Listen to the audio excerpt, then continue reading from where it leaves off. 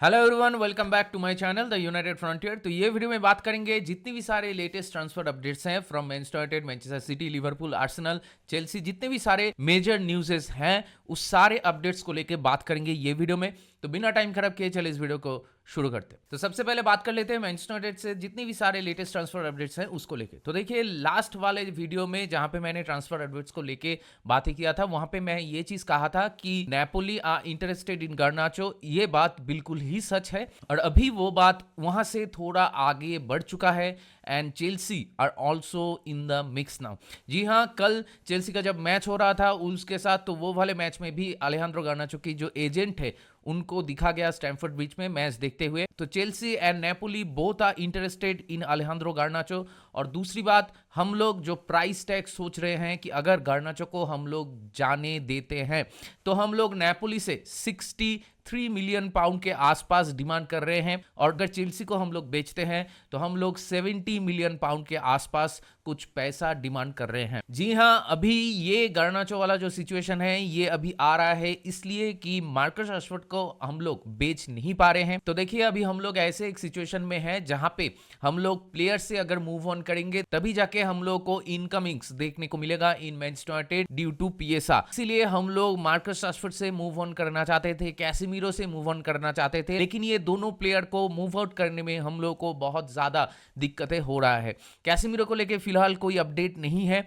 और दूसरी तरफ मार्कस राशफोर्ड को लेके ऐसा ही अपडेट है कि AC Milan currently out of the race, क्योंकि एसी मिलान मैनचेस्टर सिटी से काइल वॉकर को लेके आ रहे हैं। तो AC Milan will not pursue Marcus Rashford. और दूसरी बात, डॉर्टमुंड, बार्सिलोना, यूवेंटस, ये जितने भी सारे क्लब्स हैं ये सारे क्लब्स में भी मार्कस राशफोर्ड की सैलरी को लेके बहुत दिक्कत हो रहा है, क्योंकि मैनचेस्टर यूनाइटेड तो 50% से ज्यादा सैलरी बेयर कतई नहीं करेंगे। अभी कुछ कुछ जगह पे ऐसे भी रिपोर्ट्स आ रहे हैं, पता नहीं कि मार्कस राशफोर्ड का पीआर टीम है या क्या है, कि Marcus Rashford is ready to play for Manchester United, he will give his 100% commitment. तो जब ऐसे न्यूज आने लगे तो आई वाज नॉट सरप्राइज। और ये चीज इसलिए कि मार्कस राशफोर्ड को अभी पता चल गया है कि भले ही आपको न्यू चैलेंज चाहिए, आपको यहां पे मन नहीं लग रहा, लेकिन आपको एक बात समझ में आ गया है कि मार्केट में आपका डिमांड उतना भी नहीं है और जितने भी सारे क्लब्स है वो आके आपका सैलरी जो आपको मिलता है ना मैनचेस्टर यूनाइटेड में उसके आसपास भी प्रोवाइड नहीं करेगा। लेकिन अगर यहां से फिर से मार्कस राशफोर्ड को हम लोग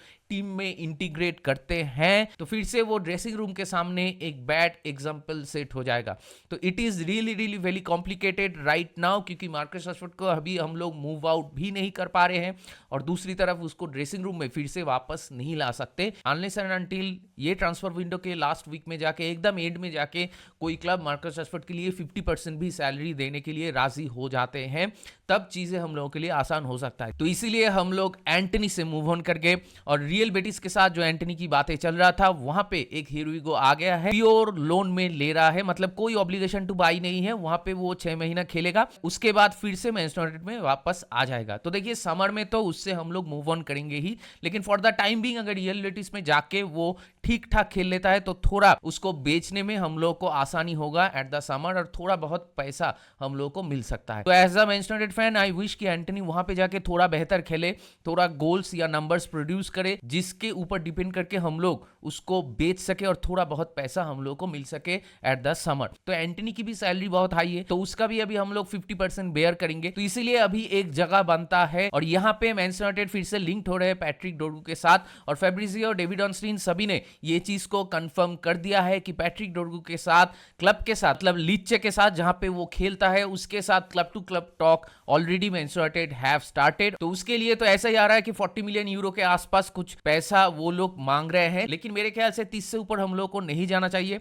definitely he will add some physicality, he will add some athleticism and he is a intense player who will add that factor also, जो कि हम लोग की टीम में बहुत ज्यादा मिसिंग है, स्पेशली विंग बैक्स पे। और हम लोगों के पास लेट्स बी ऑनेस्ट कोई तो लेफ्ट विंग बैक है ही नहीं, मतलब लेफ्ट बैक भी नहीं है कोई, क्योंकि जो रिपोर्ट्स आ रहे हैं कि लुक शॉ वापस आ रहे हैं फ्रॉम इंजरी, लेकिन उसका भी कोई गारंटी नहीं कितना दिन तक वो इंजरी फ्री रहेगा, और लुक शॉ को भी समर में हम लोग को बेचना ही होगा। तो इन अ वे हम लोग को एक लेफ्ट विंग बैक वाला प्लेयर तो चाहिए। और करंट सिचुएशन जैसा है, अगर मिलोस कर्केस के पीछे हम लोग जाते या नुनो मेंडेस के पीछे जाते तो वो और भी ज्यादा महंगा पड़ता, वो पैसा हम लोग नहीं दे पाएंगे। अगर मार्कस राशफोर्ड एंड कैसेमीरो ये दो भी एंटनी के साथ मूव आउट हो जाते तो हम लोग के पास पैसा रहता टू स्पेंड। लेकिन अभी चीजें उतना आसान नहीं है। पैट्रिक डोर्गू के लिए जो हम लोग जा रहे हैं उस पे जितना भी पैसा लगेगा, मेरे ख्याल से चेल्सी से जो पैसा हम लोग को मिलेगा फॉर जेडन सैंचो, उसको हम लोग इन्वेस्ट करेंगे पैट्रिक डोर्गू के पीछे। मार्कस राशफोर्ड को हम लोग मूव आउट नहीं कर सकते, वो भी एक एकेडमी प्लेयर है। तो एकेडमी प्लेयर को जब आप लोग मूव आउट करते हो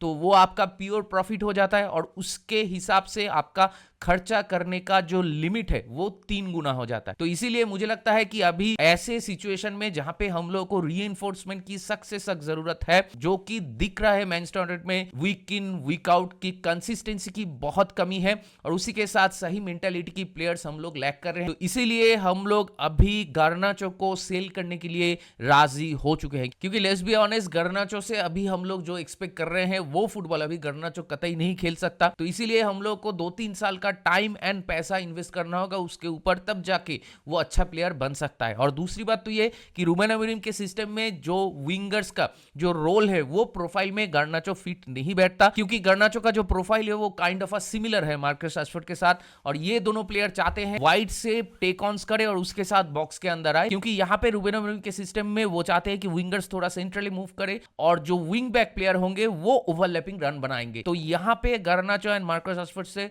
वो दिक्कत है प्रोफाइल की, अगर मैं बात करूं तो इसीलिए मेरे ख्याल से हम लोग राजी हो गए हैं गार्नाचो को सेल करने के लिए। लेकिन अगर गार्नाचो को हम लोग सेल करते हैं तो जैसे कि मैं कहा कि नेपोली को अगर सेल करते हैं तो हम लोग 63 मिलियन पाउंड के आसपास हम लोग प्राइस कोट कर रहे हैं। और अगर चेल्सी, क्योंकि डायरेक्ट राइवल है, अगर चेल्सी को हम लोग बेचते हैं तो 70 मिलियन के आसपास हम लोग कोट करेंगे। और ये गार्नाचो के सेल से हम लोग को क्या बेनिफिट मिल सकता है, वो ये कि गार्नाचो एक यूथ प्लेयर है, तो उसको अगर हम लोग सेल करते हैं तो प्रॉफिट जो है वो डायरेक्ट होगा। मान लीजिए अगर गार्नाचो को हम लोग 50 मिलियन पाउंड्स में बेचते हैं तो हम लोग की जो स्पेंडिंग लिमिट है वो हो जाएगा आपका 150 मिलियन पाउंड्स। तो उसको अगर हम लोग 5 साल के कॉन्ट्रैक्ट में प्लेयर को दे तो आपका हर एक साल में जो कॉस्ट आएगा बुक्स में दिखाने के लिए वो आएगा आपका ओनली 30 मिलियन पाउंड्स। तो यहां पे गार्नाचो को सेल करने के बाद जो 50 मिलियन पाउंड्स आता है उसमें से भी 20 मिलियन पाउंड आपके पास होगा to invest on another player. तो इसीलिए हम लोग गार्नाचो को बेचने के लिए अभी राजी हो चुके हैं।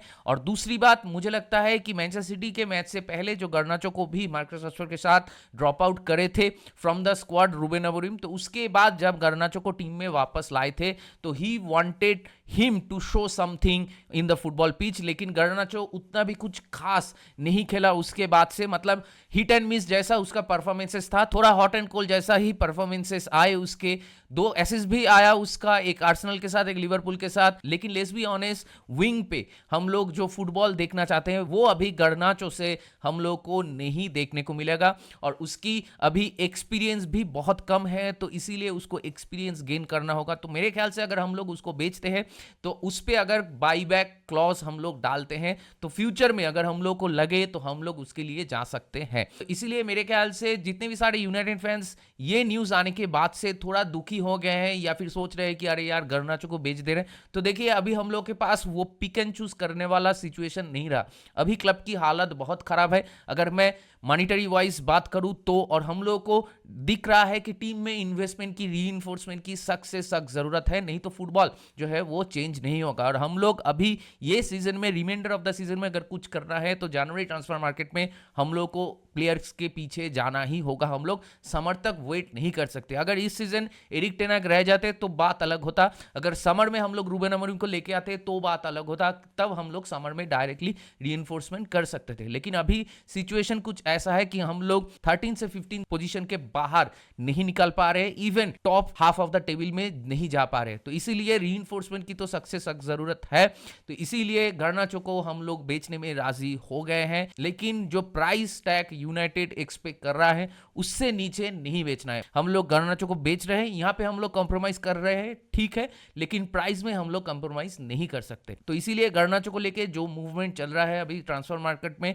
उसके बाद मेरे ख्याल से Manchester United are really scouting other players and sorting them for January transfer window. और इसी के लिए डेविड ऑर्नस्टीन रिपोर्ट किया है कि Manchester United are currently looking at a number of players in different positions, जो कि हम लोग को करना भी चाहिए। लेकिन यहाँ पे और एक बात है, अगर गार्नाचो को हम लोग बेचते हैं तो अटैकिंग में हम लोग के पास जो ऑप्शन है वो और भी कम हो जाएगा, क्योंकि मार्कस राशफोर्ड नहीं है और एंटोनी को हम लोग ऑलरेडी लोन आउट कर चुके हैं। और इसके बाद अगर गार्नाचो को भी हम लोग बेच देते हैं तो पैट्रिक डोरगू के साथ हम लोग को और एक अटैकिंग प्लेयर चाहिए होगा जो विंग पे खेलता हो, नॉट स्ट्राइकर। स्ट्राइकर तो अलग चाहिए, लेकिन हम लोग को नंबर्स भी चाहिए होगा विंग पे, क्योंकि विंग पे खेलने के लिए हम लोग के पास कोई प्लेयर बचता ही नहीं है। तो इसीलिए अगर गर्नाचो को हम लोग बेचते हैं तो हम लोग को लाइक टू लाइक रिप्लेसमेंट चाहिए होगा। तो इसीलिए अभी ये देखने वाली बात होगी कि मार्केट में अवेलेबल कितने प्लेयर्स हैं जो कि हम लोग के उस प्रोफाइल में सही तरीके से बैठता है। तो देखते हैं आगे जाते हुए हम लोग क्या करते हैं। बहुत कुछ अभी भी होना बाकी है।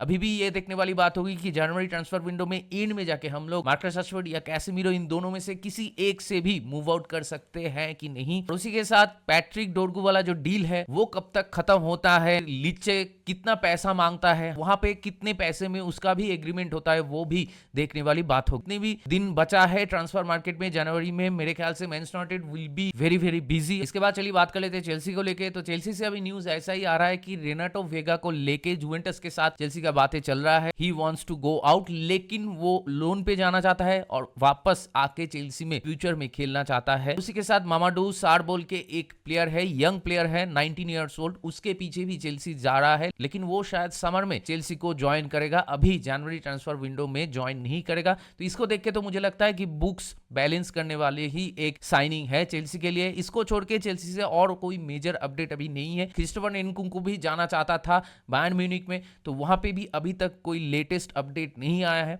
और इसके बाद अगर बायर्न म्यूनिख की बात करें तो बायर्न म्यूनिख में Alphonso Davies is very close to sign a new deal. तो मेरे ख्याल से Alphonso Davies to Real Madrid जितने भी सारे टॉक्स चल रहा था वो भी अभी खत्म हो चुका है।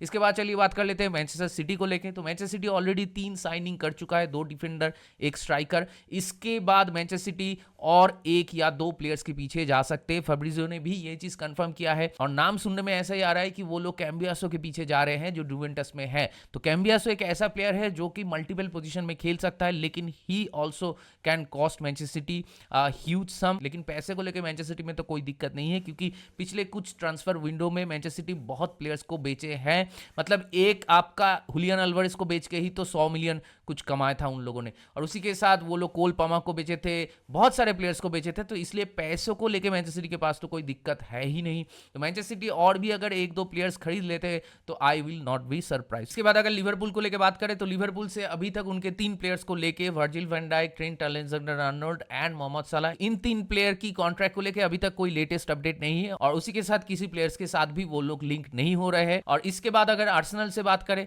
तो आर्सेनल से अभी करंटली कोई अपडेट नहीं है। फैब्रिजियो ने एक चीज कहा है कि कुनिया उल्स में एक नया कॉन्ट्रैक्ट साइन नहीं करना चाहता and he wanted to move out. तो अगर आर्सेनल यहां पे कुनिया के पीछे जाते हैं तो वो एक पॉसिबिलिटी है, लेकिन एज सच कुछ कंक्रीट न्यूज नहीं आ रहे, क्योंकि बहुत दिन पहले ये न्यूज आ रहा था कि आर्सेनल शायद जाएगी कुनिया के पीछे, लेकिन अभी उस चीज में भी बहुत सारे क्वेश्चन मार्क है। तो अभी देखते हैं कि आर्सेनल क्या कोई अटैकर के पीछे जाएंगे कि नहीं। तो देखते हैं आगे जाते हुए क्या होता है ट्रांसफर मार्केट में। और कल कुछ जगह पे ऐसे रूमर्स आ रहे हैं कि कार्लोस एंसेलोत्ती का यही शायद लास्ट सीजन होगा एट रियल मैड्रिड, उसके बाद वो छोड़ देगा। लेकिन आज एंसेलोत्ती का एक इंटरव्यू आ गया है जहां पे उसने साफ साफ ये चीज कह दिया है कि he is not going anywhere, और उसकी ख्वाहिश ये है कि वो और भी 4 साल रियल मैड्रिड में रहे। तो मेरे ख्याल से जितने भी सारे रूमर्स ऐसे आ रहे थे कि कार्लोस एंसेलोत्ती चले जाएंगे, उस पर ज्यादा ध्यान देने वाली कोई बात है ही नहीं। तो जितने भी सारे ट्रांसफर अपडेट्स को लेके मैंने बात किया, उस पर आप लोग का क्या मानना है, आपका क्या राय है, मेरे साथ जरूर शेयर कीजिए कमेंट करके। दैट बीइंग सेड, इस वीडियो को चलिए यहीं पे रैप अप करते हैं। अगर आप मेरे चैनल में नए हो तो मुझे जरूर सब्सक्राइब कीजिए, इस वीडियो को लाइक कीजिए और शेयर कीजिए अपने दोस्तों के बीच, अपने जान पहचान वालों के बीच जिनको ऐसे वीडियोस देखना पसंद है। तो बहुत जल्दी मिलेंगे अगले वाले वीडियो में, तब तक ख्याल रखिए अपना, take care, good bye, glory glory Manchester United and keep the red flag high.